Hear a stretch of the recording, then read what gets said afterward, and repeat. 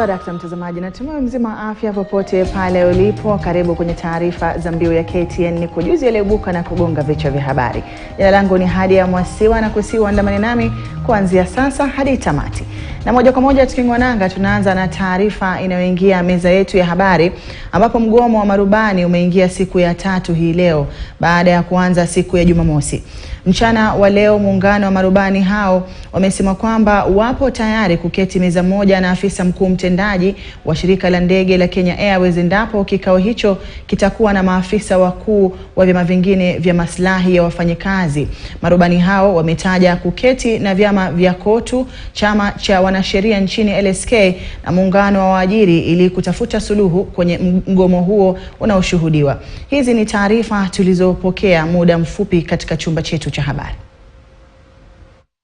And find a solution, and then now passengers and Kenyans at large can be able to travel and don't get frustrated.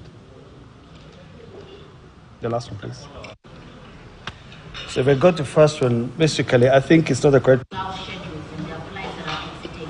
Are those members flying those airplanes your members? Are they not your members? And you've seen complaints about disciplinary action on the striking pilot. Has any of your members received letters after they failed? Management has not speed up the demand. What is your next course of action? Second one. Well, you asked what happens if management does not concede. I believe there's nothing that cannot be resolved. So to say that management will have a strong position and they'll not move, they won't concede, I think I'll not speak on their behalf, but I believe that is not what's going to happen. In any situation, we have seen bigger things in these countries, and people, when they sit and they talk, people resolve. So I am very optimistic we can resolve this issue and both parties will come up with something that is favorable to both parties. Second question about disciplinary action, I don't think this is what I'm just saying, I've not received that, we're yet to receive. So unless maybe there's something you know about, on our part, I cannot say we have not received it. And I don't think if you have information, probably can share with us. But at this point in time, such will not really help the situation. I think the management team are wiser to understand that such actions will just exacerbate the situation. So, and I believe this will not be the case. We need to sit down and talk, because as you can see, our members here are ready to work. They're in uniform, we're enjoying lunch. If we agree on something, guys are ready to go to work as soon as possible. So that one we have not received. For the flights which are flying out,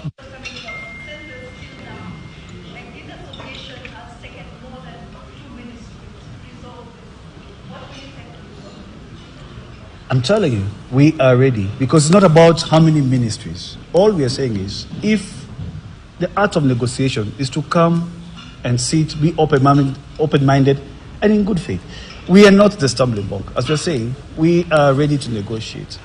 Now, what we saw there in the press, I will not hold brief for the government, but that's not the correct position. And that is why we're having this press media speaking to the people of Kenya, that the pilots are ready to talk, negotiate and break the stalemate, and then at least so that we can move on with our lives.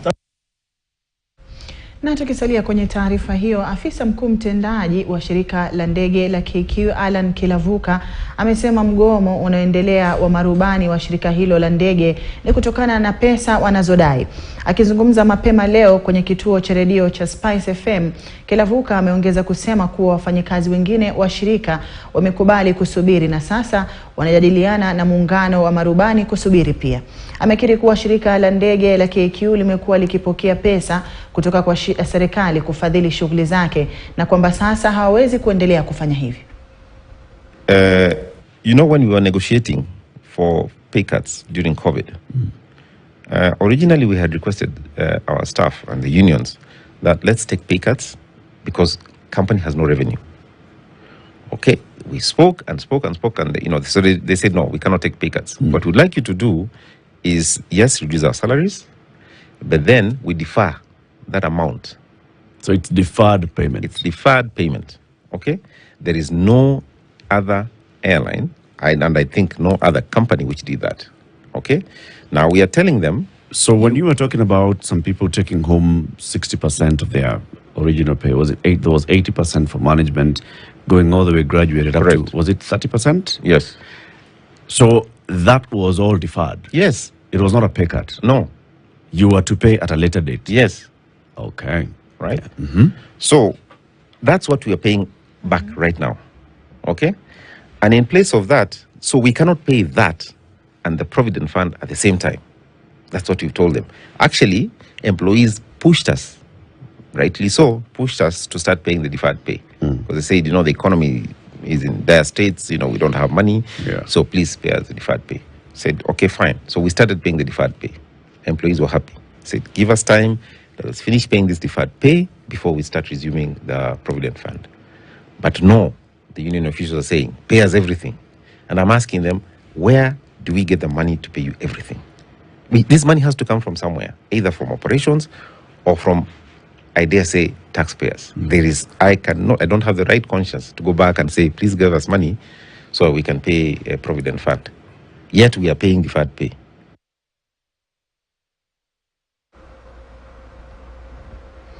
Na tukiachana na hayo, viongozi wa wauguzi kutoka kaunti ya Nairobi wameondolea lawama wenzao wanaofanya kazi katika hospitali ya rufaa ya Mama Lucy Kibaki ambayo imegonga vichwa vya habari hivi majuzi kwa kutoa huduma duni kwa wagonjwa wanaotafuta matibabu katika hospitali hiyo. Wakiongozwa na katibu wa muungano wa wauguzi nchini tawi la Nairobi, Boaz Onchari, wamesema kwamba serikali ya kaunti ya Nairobi na Wizara ya Afya ndio inapaswa kulaumiwa kwa huduma duni katika hospitali hiyo. Wauguzi hao pia walinyoshea lawama bunge la Seneti lililotoa pendekezo hivi majuzi kufunga hospitali hiyo kwa muda ili kutoa nafasi kwa uchunguzi kubainisha kile kilichotokea hadi mama mmoja akaaga dunia alipokuwa anajifungua mapacha. Mama huyo anasemekana aliaga dunia baada ya kuvuja damu nyingi kwa muda mrefu. Our staff working in this hospital are more than committed. They work extra hours to ensure that we give patients the best that we could. But for the longest time, this hospital has not received the recognition it so deserves, and our staff have been put to ridicule and all manner of torture. So today we want to say this, that we as the health unions, we are here to ensure that our patients receive quality health services, and above all, that our staff give the services in the manner which they are trained and in the best interests of these patients. Mama Lucy Kibaki Hospital, in a span of 2 months, has a total number of deliveries close to more than 2,000. When you sit at Senate and think of closing such a facility, where do you think the 2,000 plus mothers will go to get these services? Mama Lucy Kibaki Hospital is a level 5 county hospital that serves quite a number of people. So this shenanigans of thinking of closing it down should be a thing of the past. Let those senators concentrate on the key issues that are affecting health so that they can come up with solutions, long-lasting solutions and long-term solutions to help the ailing challenges in health. The population that comes to Mama Lucy for these services, this population are people who are financially strained. Yes, they cannot afford alternatives. And that's why it is absurd to say that you can close Mama Lucy today. Mama Lucy, for instance, you've just been told that on maternity alone, it is the 3rd facility in the whole country to do a lot, more than 2,000 deliveries. Na sasa tujikite kwenye masuala yanayofungamana na elimu ambapo muungano wa wafanyikazi vyuoni UASU ukanda wa Kakamega umetofautiana na waziri wa elimu Daktari Ezekiel Machogu kufuatia tangazo kuwa serikali itasimamisha ufadhili katika vyuo vikuu vya umma. Muungano huo umesema hatua hiyo itaathiri elimu kwa kuwa watafiti wengi wanategemea zaidi ufadhili huu. The staff have been grossly affected by the state of affairs, since their pension schemes do not receive adequate funding from the sponsoring institutions. More often than not, bank loans are not serviced as the contracts provide for, and the Credit Reference Bureau has litters many staff or loan paying defaulting. The financial crisis in our public universities has now reached a crisis level. and we expected the CS to solve this crisis. And we found the government had good intention, and the president even formed a working party. And one of the TOR was funding our public universities. So what we are asking ourselves, do we still go to give our views to the presidential working party that is moving around when the minister has taken a position that they will not fund universities? Another question that I want to ask the CS, you know, if you are appointed to a position like that, you know the manifesto that your party leader sold. When the president was campaigning, he signed a charter with members of the university community. And these are the excerpts from that charter. 1, the president committed, and I want you to go to that charter to prove me right or wrong. He promised to increase technical universities from 3 to 8. How would you increase them if you stop funding universities? The president also committed to bridge the gap of funding higher education from the current 80, and he promised to increase it by 45%.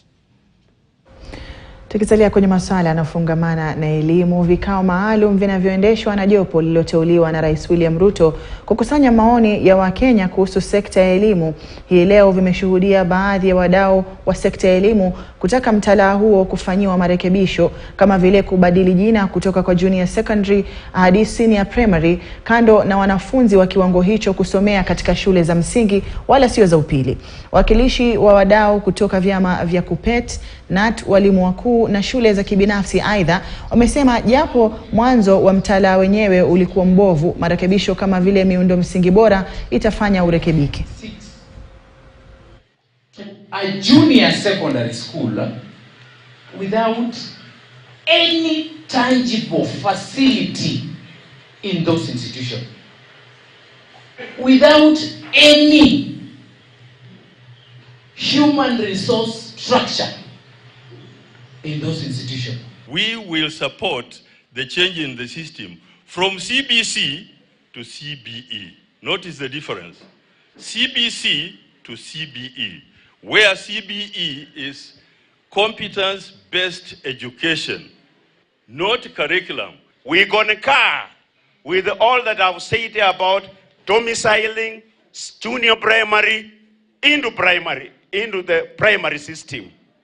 And it should be renamed senior primary. The junior primary should be removed. We have the capacity in primary, there will be 2 vacant classrooms to accommodate those children. In secondary, the few classrooms that were constructed called the CPC classroom are already overstretched. They have already been occupied. So you can only have a 2-year grace period to reorganize yourself, but let the children be in primary as senior primary. I just heard from a teacher today that if you want CBC to work, you need a teacher per 25 learners.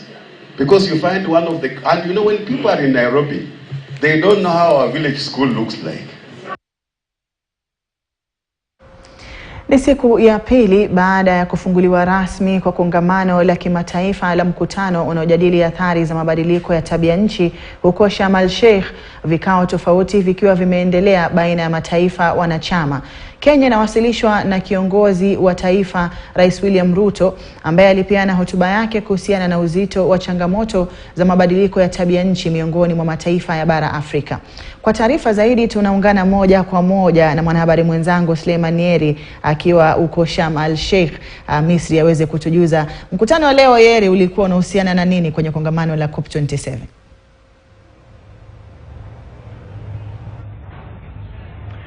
Na bila shaka Hadia, kama tulivyozungumza jana, leo hii ni siku ya pili ambapo ndio siku ambayo viongozi wa mataifa mbalimbali huwa wanaanza kukusanyika katika kongamano hili la mataifa, hasa yale ambayo yanafungamana na mabadiliko ya tabia nchi. Kukumbuka kwamba takriban mataifa 159 viongozi wake, iwepo ni mawafalme ama ni marais ama ni viongozi wale ambao ni mawaziri wakuu, wanawasili hapa, na tayari viongozi hao wamewasili, wamefika katika kongamano hili kubwa tayari ili kuweza kujadili masuala ya mabadiliko ya hali ya anga. Rais William Ruto anauongoza ujumbe wa Kenya ambaye tayari pia amefika hapa na ameweza kufanya mikutano kadha wa kadha. Ameweza kuzungumza na kampuni kadha wa kadha, ikiwemo kampuni ya utengenezaji wa mbolea ile ambazo ni zile mbolea ambazo ni mbolea halisi ama ni mbolea hai, zile ambazo hazitumii kemikali, ikiwa hii ni moja ya zile kampeni zake ambazo amekuwa akizifanya katika kuhakikisha kwamba taifa la Kenya linaweza kufikia na kuweza kuzingatia mabadiliko ya hali ya anga katika shughuli zake ambazo inafanya. Kwa hivyo Rais William Ruto pia anatarajiwa kuzungumza baadaye mwendo wa saa 9:30 ambazo ni saa za hapa Misri, ambazo ni saa 10:30 kulingana na saa za Afrika Mashariki. Kuu ambalo litakuwa likiangaliwa ni hotuba yake. Ulimwengu mzima utakuwa ukiangalia hotuba yake kwa sababu ndio utakuwa unabeba ujumbe wa Afrika. Ikumbuke kwamba yeye ndio mwenyekiti wa viongozi na marais wa Afrika, hususan kulingana na masuala ya mabadiliko ya tabia nchi. Kwa hivyo ujumbe wake utakuwa unaangaliwa ni upi ambao utakuwa unalenga yale mataifa yaliyostawi zaidi, ni kipi ambacho utakuwa ni wito wao. Ufahamu kwamba taifa ama mataifa ya Afrika ni miongoni mwa mataifa ambayo yametajwa kwamba yana mahitaji maalum, na tayari pia tumeweza kusikia mashirika ya kijamii yakiweza kulalamika kwamba suala la mahitaji maalum halijajumuishwa katika moja ya ajenda ambazo zingejadiliwa katika kongamano hili la 27, ila lile kongamano liliweza kujumuisha ile ajenda ya hasara na madhara ambayo itakuwa ni miongoni mwa ile yanayojadiliwa. Kwa nini wanataka mataifa ya Afrika yaweze kutambuliwa kama mataifa yenye mahitaji maalum? Kwa sababu sasa hivi kama tunavyoangalia, mataifa mengi ya bara la Afrika yanakumbwa na mabadiliko ya tabia nchi. Kiangazi kikali ambacho hakijawahi kushuhudiwa kwa takriban miaka 30 kinashuhudiwa katika upembe wa kaskazini mashariki mwa Afrika, ambapo ni Somalia, Kenya na mataifa mengineyo yanakumbwa na kiangazi. Vile vile kule Nigeria kwa sasa hivi kumekuwa na mvua nyingi ambayo imesababisha baadhi ya maeneo yameweza kufurika maji yamefurika katika baadhi ya miji. Lakini si hayo tu. Kwa hivyo Rais William Ruto anapokuja kuzungumza atakuwa anayazungumzia masuala kama hayo. Ni vipi ambavyo mataifa ya Afrika yataweza kufadhiliwa? Ni vipi mataifa ya Afrika yataweza kulindwa na athari za mabadiliko ya tabia nchi ambayo yameathiri pakubwa? Pia vile vile awali rais wa taifa hili la Misri Abdel Fattah al-Sisi ameweza kuzungumza akiweza kutoa wito kwa mataifa ambayo yamestawi yaweze kuhakikisha kwamba zile sheria ama ile mikakati inayowekwa katika kukabiliana na mabadiliko ya tabia nchi yanaweza kuzingatiwa pakubwa, yanaweza kutekelezwa. Anahitaji kwamba utekelezaji uweze kutiliwa maanani. Vile vile akitoa wito wa mataifa yaliyoendelea kuweza kuhakikisha kwamba vita ambavyo vinaonekana kuendelea kule kati ya taifa la Ukraine na Russia, Urusi, yanaweza kumalizwa, kutamatishwa, ili kuhakikisha kwamba ulimwengu unarudi kuwa katika hali sawa. Vile vile Rais William Ruto ameweza kufanya kikao na waziri mkuu wa Uingereza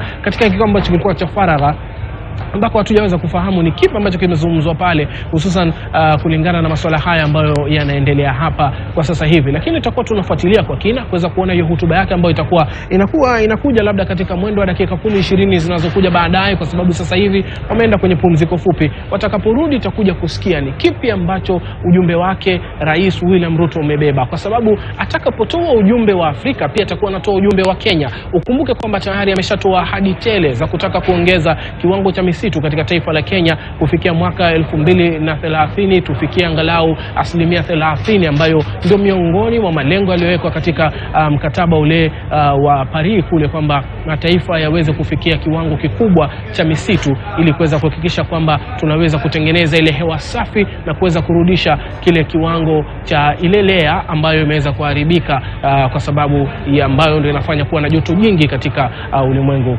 Nikirudi kwako studioni Hadia, tazidi kukupasha yale ambayo yanajiri hapa kila siku.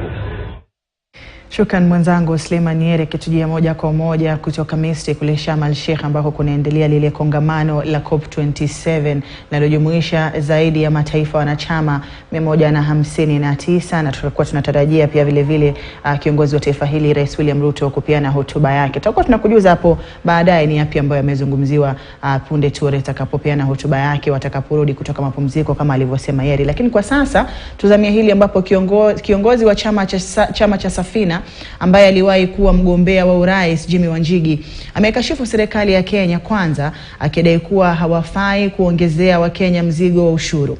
Wanjigi amenakili kuwa Wakenya wanakumbwa na kipindi kigumu cha gharama ya juu ya maisha, hivyo kuongezea mzigo wa ushuru wa ziada bila kuwajulisha itakuwa changamoto kwao. Akizungumza huko Kiambu, aidha alidai idara ya upelelezi iliyovunjwa ya SSU inatumiwa kumtisha mkurugenzi wa zamani wa upelelezi wa makosa ya jinai George Kinoti na kudai serikali inafaa kupuzilia mbali kelele na maafisa hao waangukiwe na mkono wa sheria.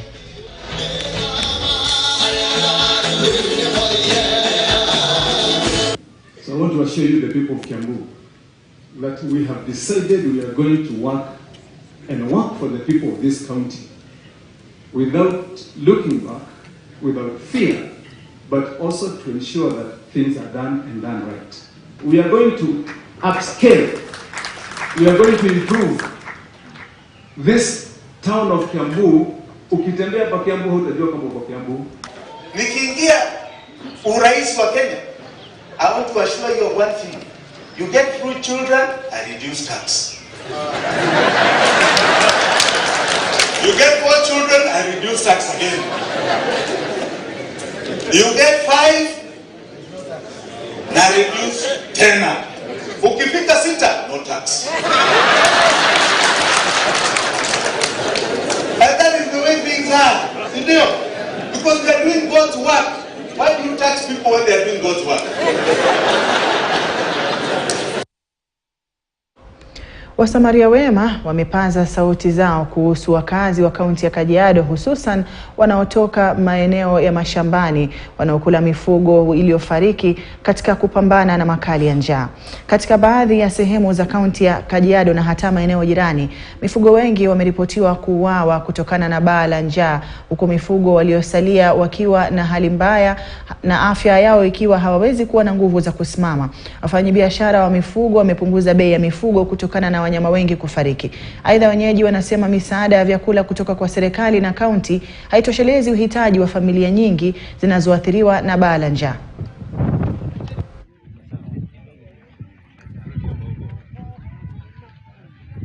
Sasa kwa sababu unakuta boma ng'ombe imekufa na hakuna chakula, wanakula ile nyama.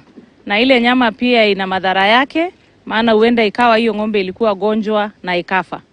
Tutapata magonjwa sana. Shauri ukiona sasa watu kama wanakula hii ng'ombe inakufa, hii ng'ombe tujui kama zinakufa ugonjwa ama njaa, na mtu ataweza kula hiyo kitu na aanze kuumwa na tumbo. Sasa itaweza tudhuru sisi kama wanadamu. Hiyo kitu inaweza tusababisha hiyo kukimbilia hiyo kitu imekufa ni njaa. Na njaa tusipoangaliwa na njaa juu, saa hizi tuweza kimbilia pale kuuza mbuzi ukose kitu ya kula. Wametua na wametuomba tuombe wananchi wengine, mashirika mengine yasiyo ya kiserikali, mnapowatembelea muwatembelee tafadhali na mulete unga na tujaribu kulete mboga ama tulete varieties ya chakula, kwa maana wanahitaji vitamin, wanahitaji protein na mambo kama yale. Tegemea sisi yetu ni ng'ombe na mbuzi. Hakuna chakula kingine. Ni kuongojea kifo tu na watoto na watu wazima. Hakuna kitu kingine.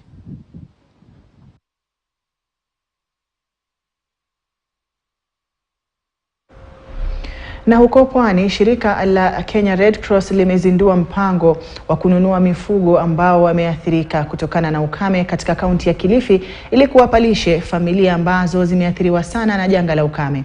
Mpango huo ni kati ya ule uliozinduliwa na Rais William Ruto kufuatia janga hilo ambalo hadi sasa limeathiri zaidi ya watu milioni 4.3 wanaohitaji msaada wa dharura. Vile vile zoezi hilo lilizinduliwa rasmi na gavana wa Kilifi Gideon Mung'aro na linafanya kuambatana na zoezi la kusambaza misaada ya chakula katika kaunti zilizoathiriwa ikiwemo kaunti ya Kilifi. Marjan Ramadhan, mjumbe wa kamati ya kudumu katika shirika la Kenya Red Cross, amesema kaunti ya Kilifi inafanikiwa kupata chakula cha msaada kutoka kwa serikali ya kitaifa. Budget ya kununua zile shovels za kuchimba madams, mjue zinakuja kusaidia Ganze hii. Kwa hivyo pia na nyinyi watu wa MCMs ambao mko hapa wa kutoka Ganze, muongee na wabunge wenzenu ili mhakikishe budget hiyo inapita ili tuanze kupunguza tatizo la maji ya watu wa Ganze. Mambo ya mbolea, msiwe na wasiwasi. Mbolea ile ambayo ilitangazwa na serikali ishafika Kilifi, iko pale kwa cereals board, na baada ya kugawanya chakula tunatafuta pia mbegu ili mbolea na nyingine. Mkishapata chakula kwanza mkishiba, hivi karibuni pia mbolea itafata na mbegu ili mvua ikinyesha watu wapande. Na tunajua katika eneo hili la Kilifi wale ambao wamekumba na njaa ni zaidi ya watu 150,000.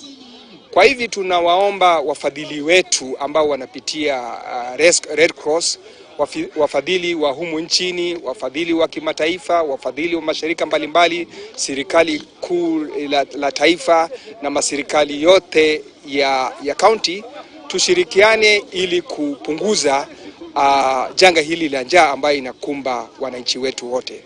Mifugo imeathirika kukosa chakula, na sasa ng'ombe zimekuwa zinakula majani ya miti, ambapo hiyo si kawaida. Ng'ombe huwa inakula nyasi, na nyasi kwa wakati huu hakuna. Na tunashangaa kwa nini kila mwezi wa 10, 11 inakuwa namna hii, tunakosa mvua. Na kwenye taarifa sawia, huku haya yakijiri, serikali imeendeleza mpango wa kusambaza chakula cha misaada kwa waathiriwa maeneo mbalimbali. Katika kaunti ya Kwale, serikali imesambaza misaada kwa takriban watu 200,000 wanaokabiliwa na makali ya njaa. Misaada hiyo imewalenga watu zaidi kutoka familia maskini ambao hawawezi kujitafutia riziki, kulingana na maafisa hao wa serikali. Katika magatuzi madogo ya Shimba Hills na Msambweni, wazee waliokuwa na uhitaji mkubwa wa msaada wa chakula walipokea vifurushi vya msaada, huku serikali na mashirika mengine yakijitahidi kuwasaidia zaidi kupitia ugavi wa vyakula. Serikali imetoa chakula kwa Msambweni ambayo ni gunia ya mchele 400. Pia tuliweza kupata kutoka kwa serikali taifa chakula ya magunia ya maharage gunia 160 ambayo tumeweza kupata kwa Msambweni sub county. Hii chakula tunapea wenye hawajiwezi, walemavu na kwa ujumla wenye waliathirika na janga na ukame. Kuna wale watu wenye huwa wananufaika kupitia kwa cash transfers ya national government, na pia kuna shirika tofauti kama World Food Program ambao pia wanapea wananchi msaada kupitia cash transfers. Na tukiwa bado kwenye usambazaji wa vyakula vya msaada, shirika la Kenya Red Cross linaendelea kupokea misaada ya vyakula kutoka kwa wasamaria wema na mashirika mbalimbali. Wakfu wa EABL ulipeana shehena ya misaada ya vyakula uliochangishwa na kampuni hiyo kama njia ya kusaidia kukidhi hali za wanaoathiriwa na baa la njaa nchini. Aidha, muungano wa viwanda nchini ulipeana misaada itakayowasaidia waathiriwa wa baa la njaa. Kwenye sherehe ya mchango, Naibu Rais Rigathi Gachagua amewataka mashirika na wahisani zaidi kujitokeza ili kuweza kutoa misaada. Msaada huo wa kima cha shilingi milioni 30 utawasaidia zaidi ya familia 10,000. Taken a step to address this issue, to address this need, and this afternoon we're here to hand over our donations of food, which we have bought from a contribution of 30 million Kenyan shillings that we handed over to come about a week ago. And this afternoon we are handing over 224 metric tons of food, which is going to help and assist over 10,000 households in the various areas that have been hit. The members of KAM are committed to support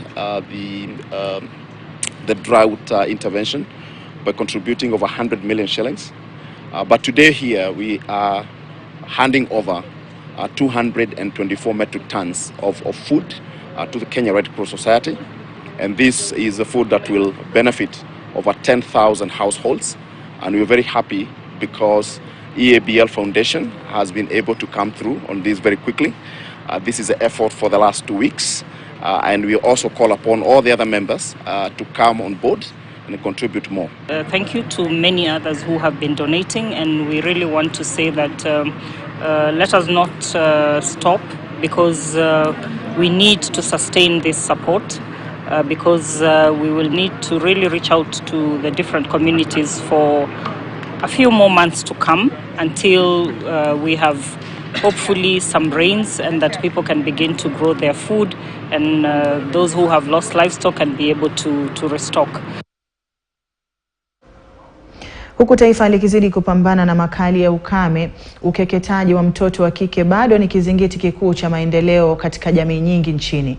Je, ni vipi mila hiyo potovu imechochewa na baa la njaa? Husna Mohamed na taarifa hiyo kwa kina. Wanawake na wasichana ni nguzo kuu katika kuhakikisha ufanisi wa jamii. Ingawa wao ndio waathiriwa wakuu pindi majanga yanapotokea.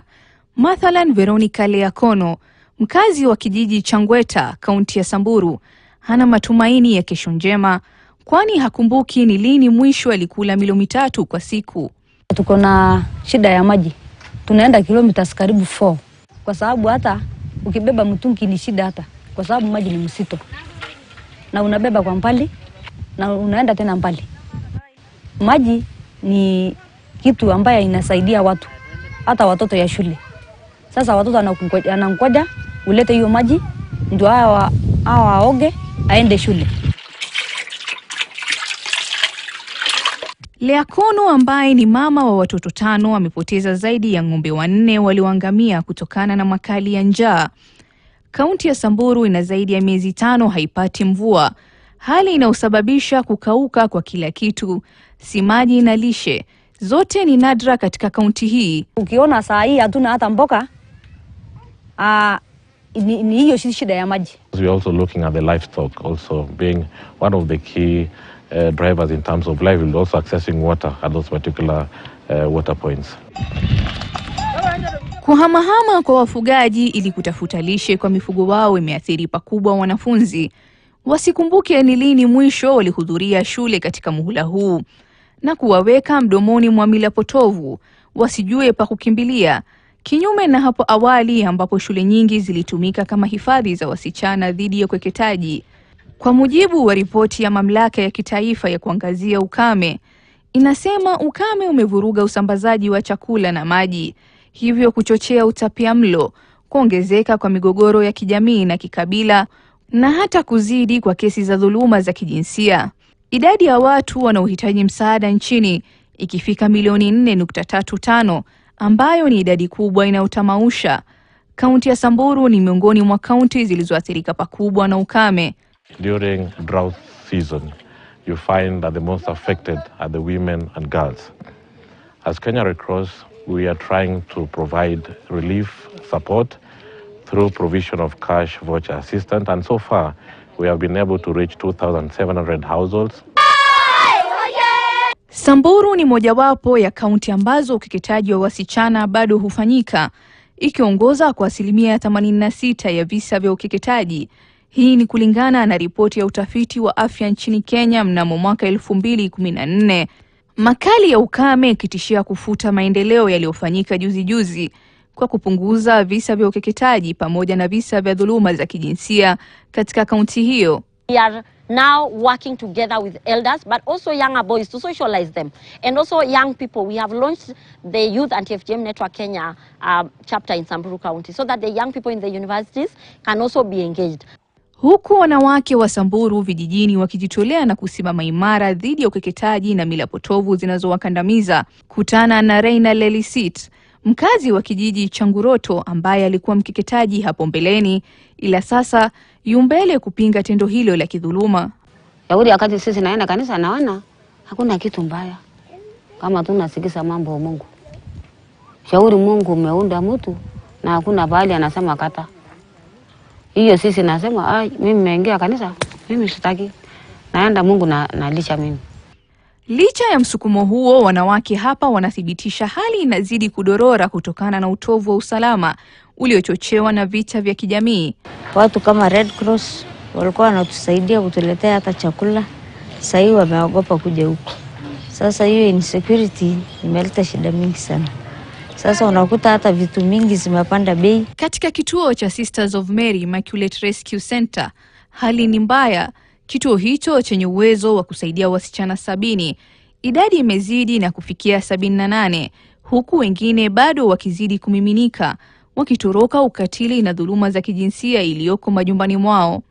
Shirika la Umoja wa Mataifa linalohusika na idadi ya watu, UNFPA, kwa ushirikiano na shirika la Panasonic, kampuni ya Japan, imezindua mradi unaodhamiria kupunguza makali na hatari ya ukame katika kaunti ya Samburu, wakilenga wanawake na wasichana wanaosoma shuleni. We supported 2,100 solar lamps and gave to 1,500 donate to the children, like boys and girls. More importantly, we inculcate in them at the very early stages the need for them to respect each other, respect gender values, and for the boys especially, to promote positively and relate positively with their female counterparts in the school.